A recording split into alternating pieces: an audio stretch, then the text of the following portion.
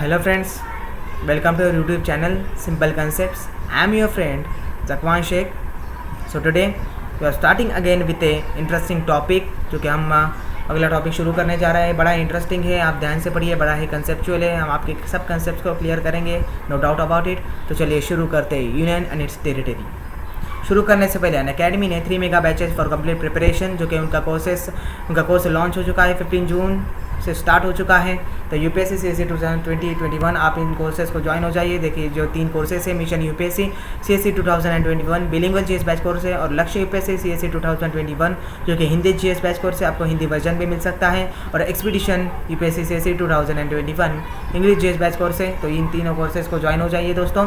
और इनके subscription plan देखिए, 24 मंथ्स पे आपको 67% आप सेव कर सकते हैं, और इनका प्रोमो कोड यूज़ कर आपको यूपीएससी देखो यूपीएससी वाईटी ये हमारा प्रोमो कोड यूज़ करके आपको इमीडिएटली डिस्काउंट मिल सकता है। और 12 मंथ्स पे भी इनके देखिए 54% आप सेव कर सकते हैं, और हमारा प्रोमो कोड यूज़ करके यूपीएससी वाईटी आप प्रोमो कोड यूज़ कर आप डिस्काउंट पा सकते हैं, नो डाउट अबाउट इट। तो चलिए शुरू करते हैं। और इनके जो टॉप एजुकेटर्स हैं like Rakesh Verma sir, Mular Patel sir, Atish Mathur sir, इन तीनों टॉप एजुकेटर से आपको सीखने को मिल सकता है। एनरोलमेंट फ्री है। आप कोर्सेज को बड़े ही अच्छे कोर्सेज और इकोनॉमिकल कोर्सेज से आप देखिए, सब इकोनॉमिकल है, और आप हमारे प्रोमो कोड यूज़ कर भी 10% डिस्काउंट पा सकते हैं, नो डाउट अबाउट इट। तो enrol now for free, enrolment जो फ्री है आप एनरोल कर सकते हैं कोर्सेज को। तो चलिए शुरू करते हैं यूनियन एंड इट्स टेरिटरी। तो शुरू करने से पहले हमने पिछले लेक्चर में, पिछले वीडियो में क्या डिस्कस किया था वो पहले डिस्कस करेंगे, उसके द्वारा रिवाइज करेंगे उसको।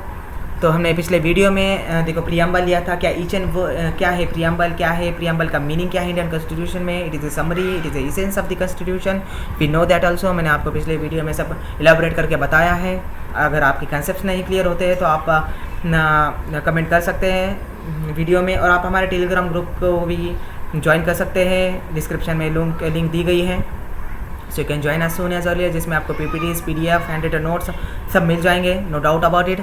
तो हमने प्रियम्बल देखा था, प्रियम्बल की ईच एंड एवरी वर्ड्स के मीनिंग देखे थे। क्या मीनिंग है फेथ का, क्या मीनिंग है सेकुलर का, अलग अलग मीनिंग हमने देखे थे, अलग अलग वर्ड की मीनिंग हमने देखे थे, उसको एक्सप्लेनेशन देखा था।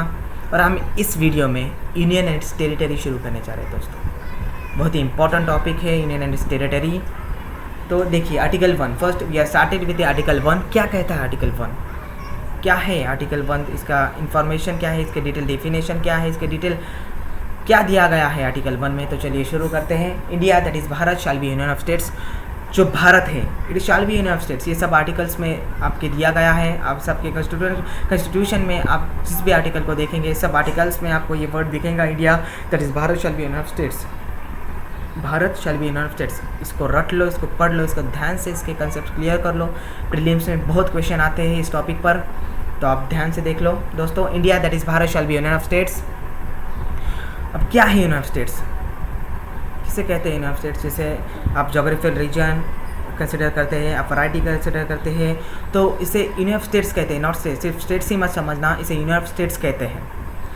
तो हमेशा Bharat, India shall be union of states. What is union of state? Union of state is nothing but the territories of the states plus UT plus territories acquired. अब जो हम नया कोई टेरिटरीज एक्वायर करते हैं, नया कोई रीजन एक्वायर करते हैं, तो उसमें 7 शेड्यूल भी दो, उस नए टेरिटरीज़ को डिवीजन ऑफ पावर भी दो, सेपरेशन ऑफ पावर भी दो।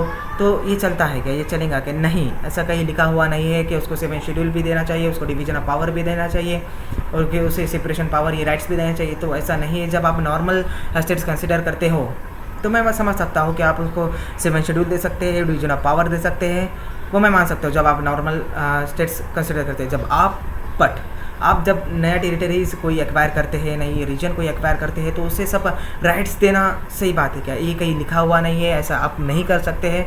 तो जब यूनियन ऑफ स्टेट्स है, ऐसे सिर्फ स्टेट में समझना, that is union, it is A nothing but territories of the states plus UT plus territories acquired, that is union of states. ये मैं आपको सब कंसेप्ट क्लियर करूँगा। आप जैसे जैसे वीडियो देखेंगे आपका सब कंसेप्ट क्लियर होते जाएंगे, ईच एंड एवरी वर्ड के, क्या क्या है यूनियन ऑफ स्टेट्स, क्या कहता है टेरिटरीज एक्वायर्ड। तो what is the difference between territories and union of states? अब ये दिमाग में सवाल आएंगे आपके, what is the difference between territories and union of states. अब जो हम नया रीजन को एक्वायर करते हैं, नई उनकी वैरायटी जो एक्वायर करते हैं, तो हम उसे डिवीजन ऑफ पावर नहीं दे सकते, है ना। जो डिवीजन ऑफ पावर नहीं दे सकते उसे सेपरेशन ऑफ पावर, ये ऐसे राइट्स नहीं दे सकते हम, नहीं रीजन को ऐसा कहीं लिखा हुआ नहीं है हमारे कॉन्स्टिट्यूशन में, तो हम नहीं दे सकते, है ना।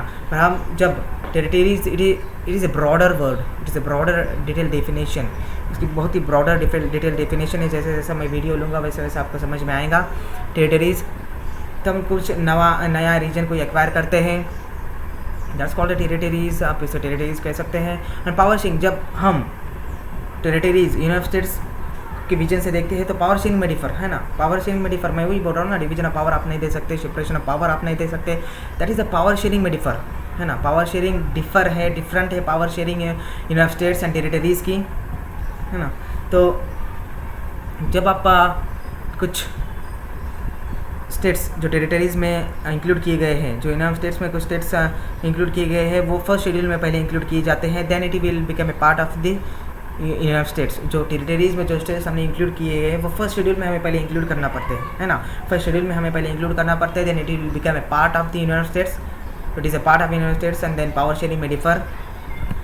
तो आर्टिकल 2, आर्टिकल फर्स्ट तो यूनियन एंड टेरिटरीज़ पे गया, है ना, यूनाइटेड स्टेट्स एंड टेरिटरीज। तो article 2 that is related to all 1 2 3 मैं आपको दिखाऊंगा। आर्टिकल 2 अभी ये बहुत ही इंपॉर्टेंट आर्टिकल है। जब आपको माय फ्रेंड्स, आपको जब पढ़ना है राजनीति कैसे होती है, पॉलिटिक्स कैसे होती है इंडिया की, तो article 2 is a very important concept, बहुत ही इंपॉर्टेंट एक्ट है आर्टिकल 2 इंडियन कॉन्स्टिट्यूशन में, जहाँ से पॉलिटिक्स शुरू होती है, क्या क्या राइट्स दिए गए पॉलिटी को, क्या क्या फंडामेंटल ड्यूटीज़ है, क्या प्रिंसिपल्स हैं उनके, ये सब आर्टिकल 2 में दिए गए हैं। तो क्या है आपको जानना है पॉलिटिक्स, तो article 2 it is a very important thing. तो चलिए शुरू करते हैं।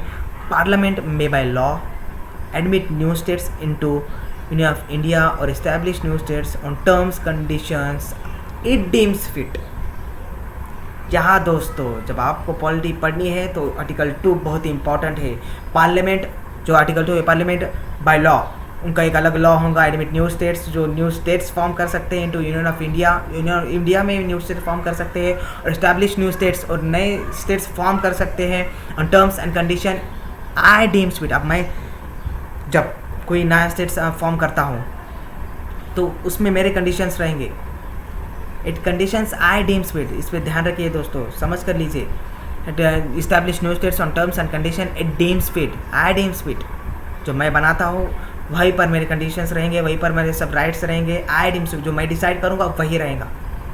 ये आर्टिकल 2, इतना पावर है आर्टिकल 2 में। देखिए, parliament can redraw the map, ये बड़ा ही इंपॉर्टेंट है। Parliament can redraw the map, parliament है, can redraw the map, this is the power of the article 2। हाँ दोस्तों, आपको समझना है तो आप समझ लो, ध्यान से कंसेप्ट क्लियर कर लो। Parliament can redraw the map, है ना।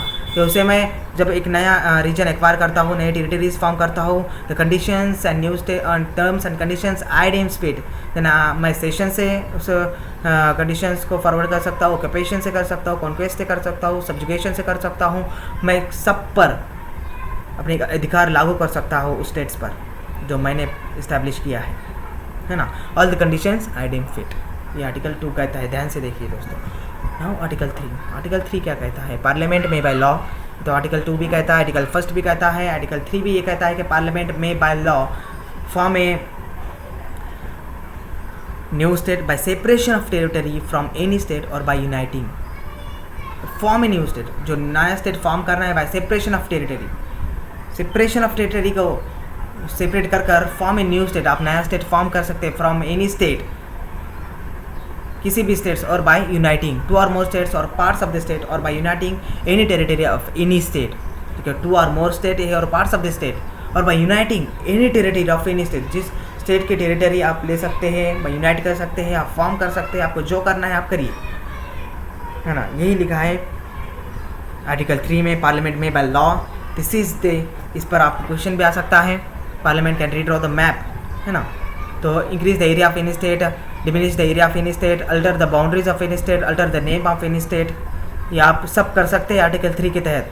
तो इसे फ़िदा याद रख लो, FIDAA, इसे FIDAA जैसा याद रख लो, आप कभी नहीं भूलेंगे, ये ट्रिक है याद करने की। तो आप फिदा याद कर लो कि increase the area of in state, you can increase the area of in state, diminish the area of in state, you can diminish, and alter the boundaries of in state, you can alter the boundaries of in state, alter the name of in state, that is the article 3। जो article 3 कहते हैं आप increase the area of in state, आप किसी भी state को बढ़ा सकते हैं, आप डिमिनिश कर सकते हैं, किसी भी स्टेट को आप ख़त्म कर सकते हैं, alter the boundary of in state, आप अल्टर कर सकते हैं, किसी भी स्टेट को उठाकर, किसी भी स्टेट की बाउंड्री उठाकर अपने स्टेट को अल्टर कर सकते हैं, alter the name of in state, किसी भी स्टेट का नाम आप बदल सकते हैं, डिमिनिश कर सकते हैं, that is the power of the article 3। इसको आप फिदा याद रख लो, फिदा याद रख लो, फिदा याद रख लो, आप रट लो, इसे कभी नहीं भूलोगे। इसमें हर प्रीलिम्स को आता है क्वेश्चंस, और मैं कहना चाहता हूँ कि लक्ष्मीकांत का जो बुक है 30 to 35% जो क्वेश्चंस आते हैं वो लक्ष्मीकांत के आते हैं, तो बाकी का आपको पढ़ना है, सिर्फ लक्ष्मीकांत की बुक ही नहीं पढ़नी है, तो बाकी का सब आपको पढ़ना है, मीनिंग सब आपको, स्ट्रेटेजी कैसे करनी है, प्रिपरेशन कैसे करना है, और आपके कंडीशंस, आपके जो सिचुएशंस हैं और आपके जो कंसेप्ट जो क्लियर होते नहीं हैं तो आप कमेंट कर सकते हैं, हम उसे अगले वीडियो में डिस्कस करेंगे। हम जब अगला वीडियो निकालेंगे तो आपके जो कंसेप्ट आपके क्लियर नहीं हुए पिछले वीडियो में, तो हम अगले वीडियो में आप उसको डिस्कस करेंगे, नो डाउट अबाउट इट, हम आपके सब कंसेप्ट को क्लियर करेंगे। तो इसे आर्टिकल 3 को फिदा याद रख ले, है ना, तो ध्यान रहेगा आपको। नाउ प्रेसिडेंशियल रिकमेंडेशन क्या है? प्रेसिडेंशियल रिकमेंडेशन, अब आर्टिकल 3 तो आपने देख लिया, आर्टिकल 3 तो आपने देख लिया, बट प्रेसिडेंशियल रिकमेंडेशन क्या है, क्या होता है प्रेसिडेंशियल रिकमेंडेशन, क्या उसे करना चाहिए प्रेसिडेंशियल रिकमेंडेशन को? प्रेसिडेंशियल थर्ड जो आर्टिकल 3 है, जो आर्टिकल 3 है, article 3 in article 3 required in third article presidential requirement is considered, जो कि प्रेसिडेंशियल रिक्वायरमेंट है, it is considered in article 3 reference to the state legislature within a particular period of time. अब जो इन article 3 है presidential requirement जो आप करते हैं, है ना, reference to the state legislature with a particular period of time, आपको जो है नया स्टेट फॉर्म करना है ना, आपको नया स्टेट फॉर्म करना है, नया आपको टेरिटरीज फॉर्म करना है, तो आपको स्टेट लेजिस्लेचर से परमिशन लेना चाहिए, है ना। तो ऐसा कुछ नहीं है आर्टिकल 3 के तहत आप परमिशन ले सकते हैं, आप नहीं सकते, it is related to within a time, it is related to time, ये टाइम से रिलेटेड है, it is related to particular time, not a parliament, है ना। जो आपका समझो लेजिस्लेचर आपको समझो नहीं परमिशन देता है स्टेट फॉर्म करने की, तो जाने दो यार, छोड़ दो, तो आपको it is related to time, मैं वही बोल रहा है, it is related to time, it is not related to parliament. तो आर्टिकल 3 के तहत है, it is a presidential recommendation है, reference to state legislature with a particular period of time, मैं ये तो बोल रहा हूँ, it is a particular period of time, it is not a related to particular parliament, जो कि पार्लियामेंट के रिलेटेड नहीं है ना। क्रूशियल सेफगार्ड, जिसमें क्रूशियल सेफगार्ड्स होने का है, डिफरेंट, अब ये डिफरेंट इन यूएसए क्यों, ऐसा क्यों डिफरेंट इन यूएसए क्यों? इंडिया इज ए फेडरेशन, हाँ इंडिया इज ए फेडरेशन है ना, इंडिया इज ए फेडरेशन है ना, हमें पता है India is A federation, India is A quasi federation, why India is A quasi federation? Because parliament can redraw the map, ऐसा पकड़ते हैं दोस्तों पॉइंट्स को, देखिए समझ के लिए ऐसा पॉइंट्स को पकड़ते हैं, पार्लियामेंट कैन रिड्रॉ, हाँ इंडिया इज ए फेडरेशन, हाँ इंडिया इज ए फेडरेशन हमें पता है, India is A quasi federation, India is A quasi federation, why India is A quasi federation? Because parliament can redraw the map, parliament can redraw the map, that's called India is A quasi federation, हाँ ऐसा पकड़ते हैं points को।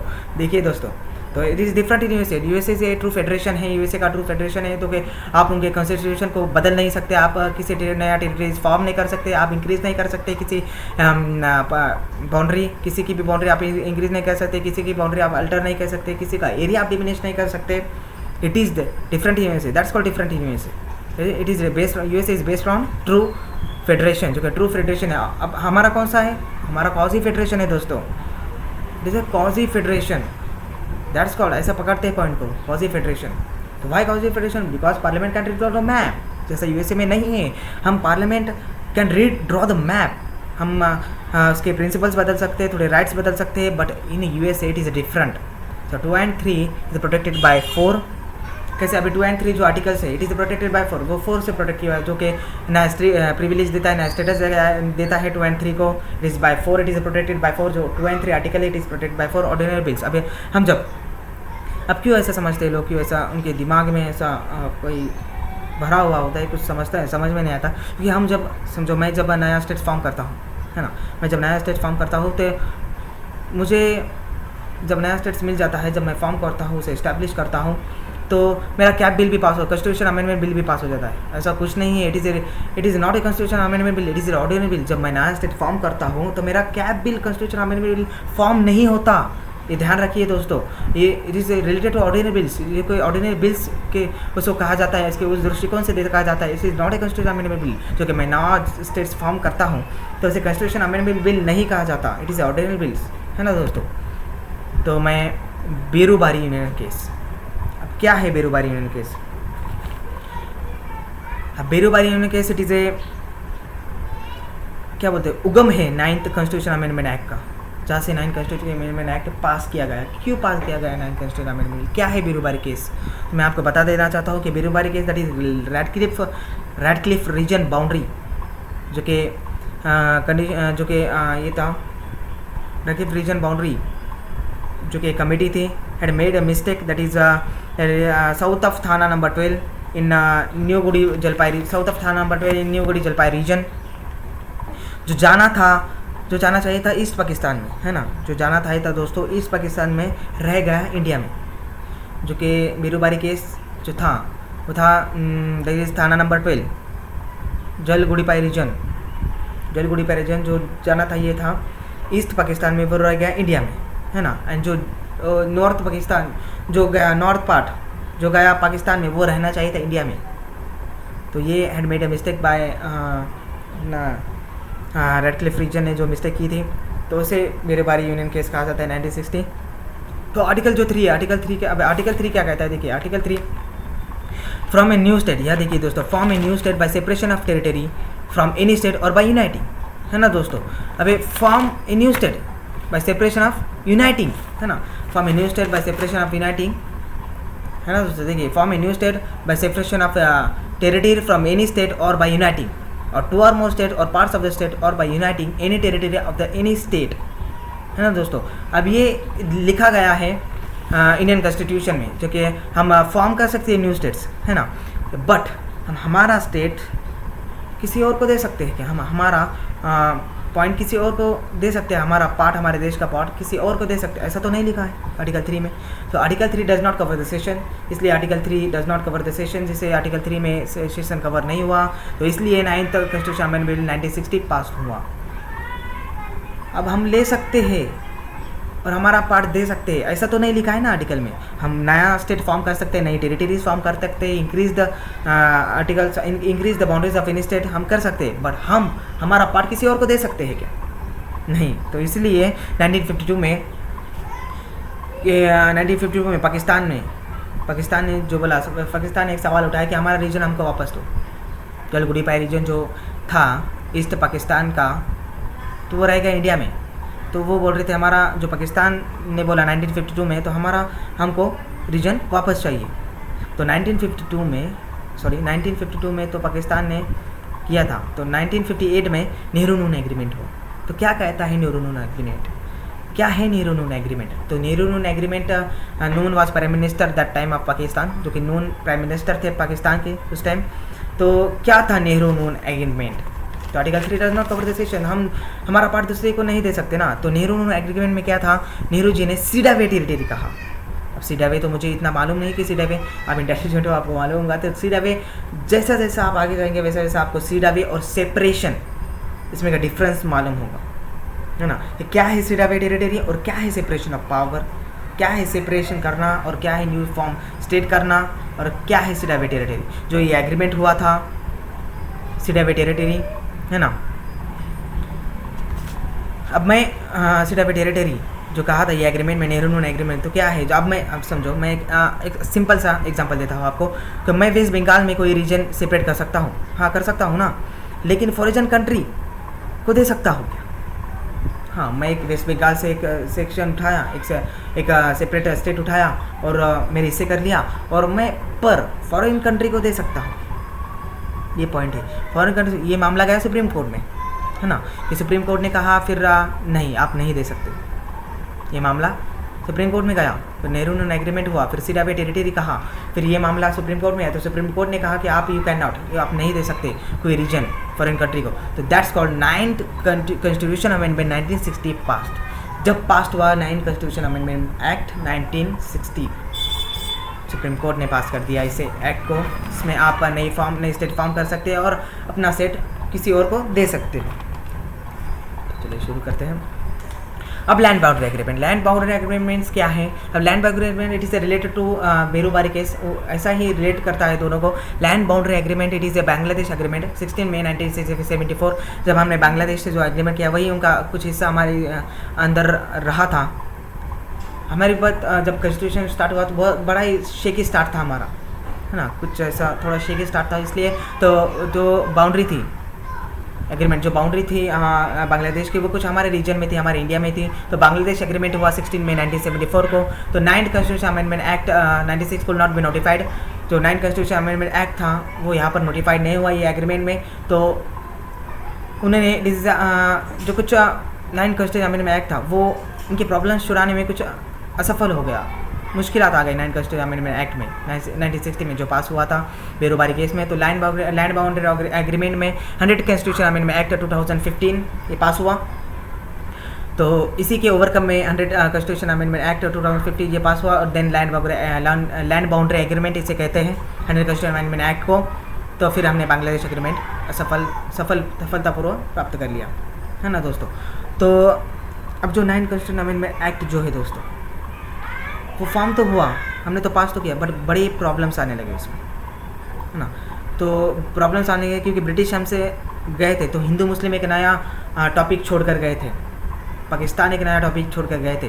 तो हमने इसको part A, part B, part C और part D ऐसे चारों डिफरेंट स्टेट को बनाया, चारों डिफरेंट स्टेट में उसे इंक्लूड किया। दैट इज़ पार्ट ए क्या कहता है? Part A 9A governor ruled, that is part B princely states with a legislature, and part C chief commissioner ruled, and part D Andaman and Nicobar. हमने ये चार डिफरेंट स्टेट बनाए इसके आधार पर, पार्ट ए, पार्ट बी और पार्ट सी, part D के बारे में जो सिचुएशन जो कंडीशंस हमारे सॉल्व कर सकता है। इसलिए हमने चार जो स्टेट्स है उस चार स्टेट में उसको डिफर किया। That is part A that is governor rule, part B that is princely states with a legislature, part C that is chief commissioner rule, and part D that is Andaman and Nicobar rule. तो अब ये सब तो हुआ। अब 9th commissioner act तो हुआ, but language is the basis. किस आधार पर इसको किया जाए, किस आधार पर स्टेट्स को प्रिविलेज दिया जाए, स्टेटस दिया जाए? तो सबने कहा कि लैंग्वेज इज़ द बेसिस। तो एस के धार 1948 में जो कमेटी थी, एस के धार कमेटी, जिसे एस के धार कमेटी कहते हैं, 1948 में वो इस्टेब्लिश हुई। और उनका जो फेवर था तो लैंग्वेज इज़ द बेसिस, जो कि लैंग्वेज ये बेसिस होना चाहिए। लेकिन जीवीबी जो कमेटी थी उसी समय 1949 की जीवीबी कमेटी, उन which is completely against the language, क्योंकि लैंग्वेज बेसिस नहीं होनी चाहिए स्टेट का और किसी यूनियन ऑफ स्टेट्स की। तो आंध्र प्रदेश उसी समय आंध्र प्रदेश वॉज मेड, आंध्र प्रदेश उसी समय बन गया। तो Andhra Pradesh on the basis of Telugu speaking territory, Telugu speaking territory बन गया आंध्र प्रदेश।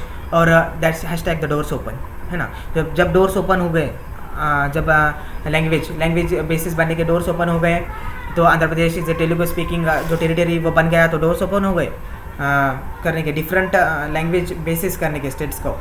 तो देन फजल अली रिपोर्ट्स कम, जबकि फजल अली रिपोर्ट आई इसके ऊपर कि फजल अली क्या था फजल अली रिपोर्ट में क्या था? Language shall be the basis, जो कि लैंग्वेज थे वो बेसिस होना चाहिए। लैंग्वेज के बेसिस पे जो कि डिफरेंट कंट्रीज़, डिफरेंट स्टेट्स होने चाहिए, है ना। तो जब तेलुगु आंध्र प्रदेश जब बन गया, तो आंध्र प्रदेश थे तेलुगु स्पीकिंग, जो कि तेलुगु बोलने वाले वहाँ लोग थे, तो तेलुगु स्पीकिंग टेरिटरी वहाँ पर बन गया आंध्र प्रदेश। तो वहाँ पर डोर्स ओपन हो गए लैंग्वेज बेसिस बनाने के इंडिया के। और देखिए जीवीपी कमेटी भी फेवर में नहीं रही, पर महात्मा गांधी फेवर में थे कि लैंग्वेज बेसिस होना चाहिए इंडिया में। महात्मा गांधी को लग रहा था कि लैंग्वेज बेसिस होना चाहिए, but untimely death of Mahatma Gandhi, तो सब शेकी हो गया वहाँ पर, है ना। तो language is the basis, language basis होना चाहिए। तो जब फजल अली की रिपोर्ट आई तो language is shall be the basis, तो लैंग्वेज बेसिस होना चाहिए कहा गया फजल अली रिपोर्ट में। Then past state reorganisation act 1956, जब पास्ट स्टेट रीऑर्गेनाइजेशन एक्ट जब पास हुआ 1956 को, स्टेट रीऑर्गेनाइजेशन एक्ट 1956 पास हुआ। Then pass also 7th constitution amendment act 1956 act, है ना। जो कि पास रीऑर्गेनाइजेशन एक्ट भी पास हुआ 1956 का, जब लैंग्वेज बेसिस हो गया तो पास स्टेट रीऑर्गेनाइजेशन बिल भी पास हुआ दोस्तों 1956 का, और also 7th constitution amendment act भी पास हुआ 1956 का, है ना दोस्तों। तो देखिए आप सीरीज समझिए, हम थोड़ा रिवाइज करते हैं हमने क्या लिया। तो there is a beautiful journey of the union and its territory, ये जो ब्यूटीफुल जर्नी है यूनियन एंड इट्स टेरिटरी की, तो क्या जर्नी है देखिए। हमने सबसे पहले क्या, Bharat shall be union of states, क्योंकि Bharat shall be union of state, we started part A B C D state, we thought of language, we disputing language, we thought of language, we disputing language. Andhra Pradesh became the language based state, जो कि आंध्र प्रदेश था वो form हुआ, then the doors open, then state organization bill, then Fazal Ali report comes, then language shall be the basis, जो कि फजल report में कहा था language shall be the basis, then passed the State Reorganization Act 1956, then also along with the 7th Constitution Amendment Act 1956। ये जो series है, ये series ध्यान में रखिए दोस्तों। मैं फिर से आपको सीरीज़ बोलता हूँ कि Bharat shall be union of states, ये हमने देखा, we started parts A B C D, we thought of language, we dispute in language, then Andhra Pradesh became a language based state, जो कि आंध्र प्रदेश जो फॉर्म हुआ, that is a language based state. Then Fazal Ali report comes, then in which what is in Fazal Ali report, language shall be the basis, then fast reorganisation act 1956 along with 7th constitution amendment act 1956। जैसे ही आया, जैसे 7th constitution amendment act आया, हमने part A B C D को dispute कर दिया, हमने part A B C D को अबॉलिश कर दिया, हमने नहीं रखा वो, क्योंकि डिस्टिंक्शन है ना, there is no distinction between part A and part B, and part C was abolished. तो जो जैसे ही constitution 7th constitution amendment act और रीऑर्गेनाइजेशन एक्ट पास हुआ, हमने part A B C D हमने जो फॉर्म किए थे पिछले समय में, तो हमने वो पार्ट डिस्प्यूट कर दिए। चलो आगे चलते हैं दोस्तों। तो हमने जब पार्ट डिस्ट्रीब्यूट कर दिया, तो हमने रिडिफाइन किया स्टेट को, यूनियन टेरिटरीज को, क्या स्टेट्स है, क्या यूनियन ऑफ स्टेट्स है, क्या यूनियन टेरिटरीज है, क्या उनके राइट्स है, हमने रिडिफाइन किया ये सब कॉन्सेप्ट्स को।